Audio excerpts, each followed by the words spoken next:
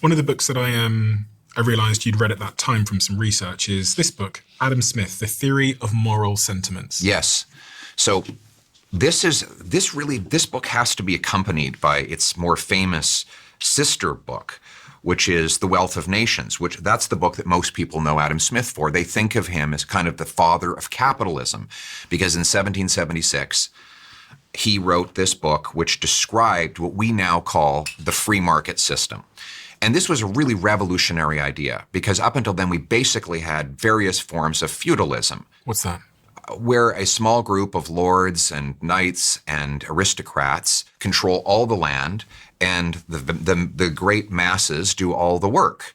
And so you called them serfs. They would do all the heavy labor, and then the lords of the manor would take all of the benefit.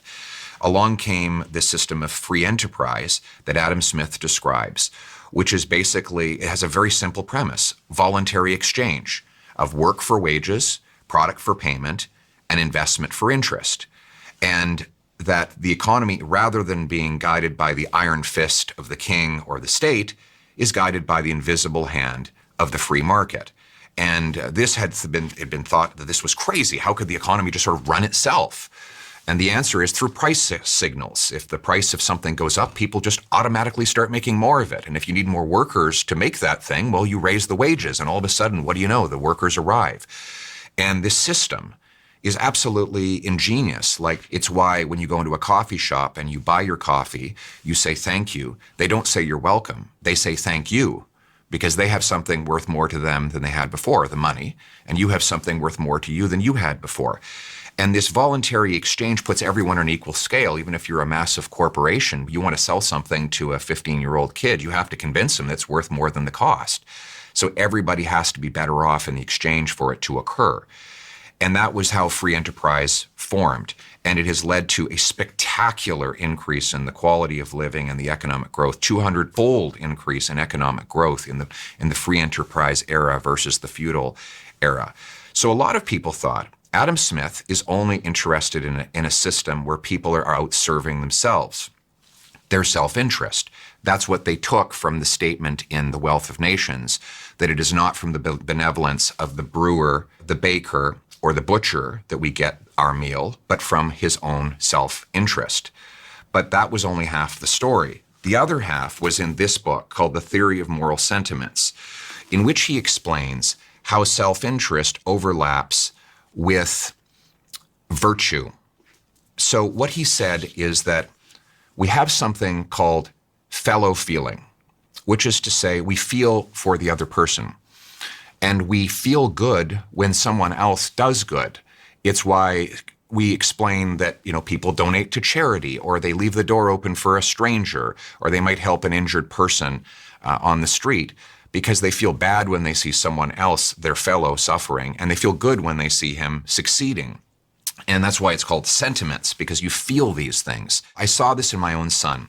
He, for the first time, he got a little toy and he gave it to his sister. It was the first gift he'd ever given in his life.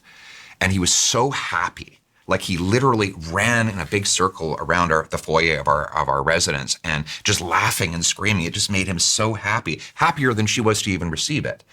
And this is the best of human nature, that his interest, his happiness was served by seeing his sister better off. And this is really laid out in some detail in The Theory of Moral Sentiments. And for me, it brings together all of human nature in one place. Now, he's not naive. He does accept that there are bad, dark angels in our nature. But he gives the only plausible explanation that I have seen about how you intersect self-interest with altruism. And how did that change your perspective and therefore, your policies and your career? I have found that those who push a socialist ideology have a gross contradiction in their view of human nature. They say that human beings are wretched, self-interested, greedy when they're in the private, voluntary economy, but they're angels when they're in the governmental economy. And therefore, they argue that the government should just control everything, because then we have all these angels that will decide for us, decide what we get to, how our money is spent, what we're supposed to believe, in the modern day, what kind of vehicles we drive, what we should think. But that is a huge contradiction. If man is not capable of deciding for himself, surely he's not capable of deciding for others. And I think the worst vices in human nature come out when there is too much power and concentrated in their hands. Absolute power corrupts absolutely. So my ideology is that we should disperse power, that it should be a bottom-up system with as much freedom and agency as humanly possible, that people should be free to choose for themselves, and that the purpose of the government is to do only those things people cannot do for themselves. I guess if there's, socialists listening now, they might think, well, we tried this sort of capitalistic approach to the economy, and it's resulted in us being able to buy less food and vegetables for our money. The price has gone up at the pumps. People are struggling. It seems that inequality has widened, and the working class seem to be struggling more now than ever before. They can't buy homes anymore, like my parents or my grandparents could have. So clearly we need socialism, they would argue, because the current system has not worked. Well, what we have now is socialism for the very rich. We have governments that are actively redistributing wealth from the working class to the very, very wealthy. And that is why we see record inequality. Government is actively intervening in the economy to forcefully redistribute wealth up the chain. Up the chain? Absolutely. And there are countless examples of it. When they block home building with heavy regulations, they limit the supply of homes. Those who have mansions, therefore, are richer because their houses are worth more. But young people, newcomers, working class people can't actually get a home. That is one example of state intervention. Well, we could maybe do an illustration here. Okay, so this is the total amount of land in Canada. Yes. Where homes could be built. And actually, Yes. This is quite reflective, I think, of much of the Western world, Yes. even the UK. And this is a penny. Yes. Do you understand this demonstration? Yes, I think what you're trying to say is that this is about how much land we live on. Yes. So Canada is a great example of this because we have 10 times as much land per person as the second closest G7 country. And yet we have the fewest homes per capita to live in. And why is that? It's because that the vast majority of the cost that goes into building a new home is not land, labor, or lumber. It's government. It's government taxes, fees, charges, bureaucracy, lobbyists, consultants. So if you think of this home here in Canada, when you buy this house, more of the money for your purchase would go to bureaucrats in office buildings than to the carpenters, electricians, and plumbers who actually build the home. Why? How? Because the bureaucracy has grown like any organism in nature, which seeks to survive and multiply. They give us the second slowest building permits of any country in the OECD. They charge enormous development taxes, which started out just to pay for plumbing and roads for the related housing, but now have grown into just a huge cash cow for local governments because sales taxes still apply on most new homes. And all of that gets sponged up by government and means that we have extremely expensive housing. In fact, we are the most expensive in the G7, even though it should be dirt cheap to own a home in Canada because we have the most dirt to build on. And my goal is to remove all of that bureaucracy, have the fastest permits in the world, and make it tax-free to build homes so that everyone can afford one. I was reading some stat that said, again, I might butcher this a little bit, but it said that Canada needs to build between roughly 450,000 new homes every single year until 2035. Yes. Just to restore affordability. That's right. And we're building about 240,000 per year.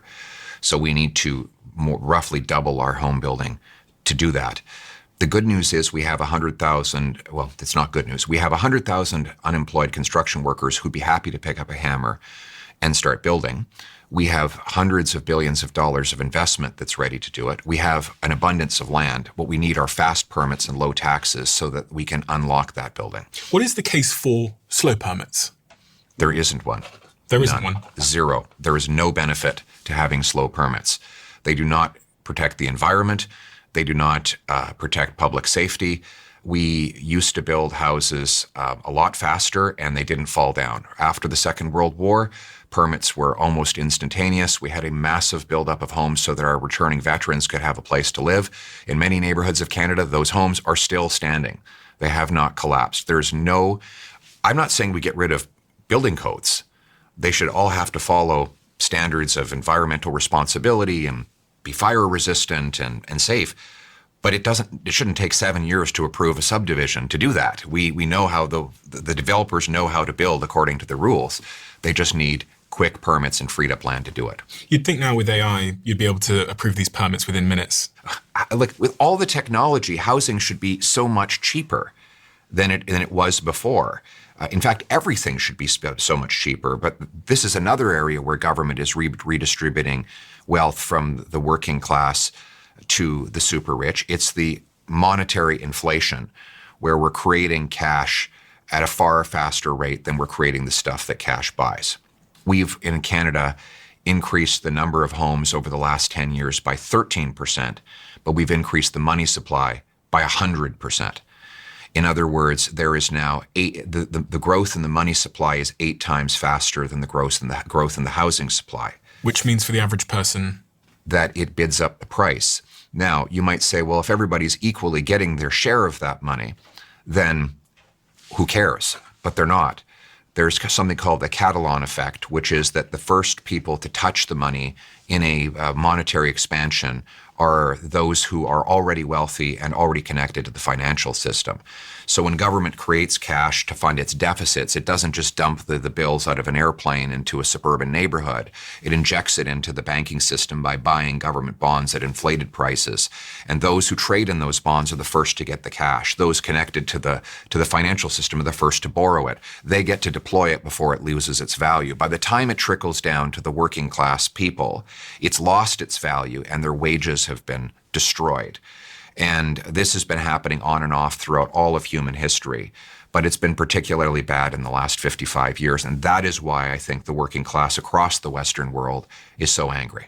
Canada have consistently dropped down the sort of happiness league table. Well, actually, from 2015, we've gone from 5th to 25th. The 18th we went from 18th to 25th just in the last year. So you were the 5th happiest country in the world, and now you're 25th. That's right. And part of it is food. We have the worst food price inflation in the G7 today. It's due to a lot of hidden taxes that are baked into food production. We have an industrial carbon tax that charges on farm equipment, fertilizer, and food producers. We have a new fuel tax that's just come in. Single-use plastic is now banned, which makes it so that food goes bad about 5 days quicker. So it sounds kind of very virtuous. We're not going to use plastic anymore, but it ultimately means food goes bad, and somebody pays for that. So I want to get rid of all of those taxes and fees and unnecessary regulations that do nothing for our health and safety so that we can have more affordable food. But more broadly, we have to get rid of the monetary inflation that I described. As I said, we've doubled our money supply in Canada from 1.4 trillion to 2.8 trillion in 10 years. So it is not actually that these things cost more. It's that the money with which we buy them is worth less. Because we're creating so much of it. And why are you doing that? To fund deficits. To pay for debts. That's right. And that's why all government, it's not just Canada, by the way, it's across the Western world. They're creating cash to fund deficits. And the deficits come from having a big government. Yes. A government that's too big. That's right. That's too involved. That's right. And the result is that we're creating cash faster than we grow food, build homes, or produce energy.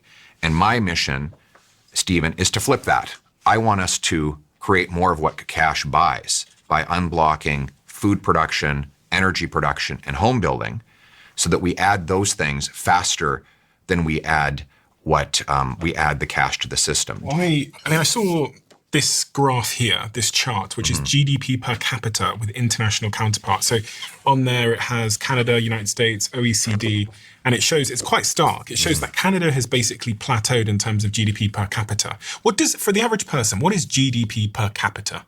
What does that actually mean? It's your income, really. It's it ultimately, the GDP, the gross domestic product, is the value of all the things that you produce. If you're producing more per person, over time, people will see their wages rise, their real wages rise. If you don't produce more per person, then your wages are flat. And so that is what we've effectively had in Canada over the last 10 years. Why? Because we are not unlocking our resources. Our biggest industry is oil and gas, and it's locked behind very aggressive anti-development laws and bureaucracies because we're blocking home building, and because we're overtaxing our population. We're punishing initiative with high taxes. The good news is that we can reverse all of these things. If we have the most pro-development and the fastest permits in the world, if we cut taxes on work, investment, home building, and energy, then we can massively increase our output of the things that we need to have a good life and the wages that people earn to buy it. This seems to be a familiar story across some Western nations. It is. What are those Western nations, and what is the thing that they've all gotten wrong in common? Well, I think that it's probably true in the UK and the European Union as well. What did they do wrong? Well, let's take Germany. They shut down their nuclear sector and they tried to effectively drive oil and gas out of their country. The end result was extremely high energy costs. And this was another intervention that took from working class people and gave to the very rich. Those who were able to get the subsidies for windmills and solar panels got fabulously wealthy, all very powerful people. But the workers in the plants and the mines of rural Germany ended up losing their jobs and paying higher prices for electricity, all of which, by the way, has been reversed because now the Germans are back to burning coal. So it did absolutely nothing for the environment. This is another example of government intervention totally screwing over the working class, a phenomenon across the Western world. And this is the big lie. The big lie is that when government gets big, it gives people their fair share. What it does, in fact, is it gives the money and the resources to those who have the most political power. Those people are all rich, and it pays for it by taking from the working class. So my mission in politics is to reverse that entire approach, have a small government with big people, a meritocracy that rewards work, and a free enterprise system that requires businesses compete for workers with higher wages and consumers with lower prices. I'm looking here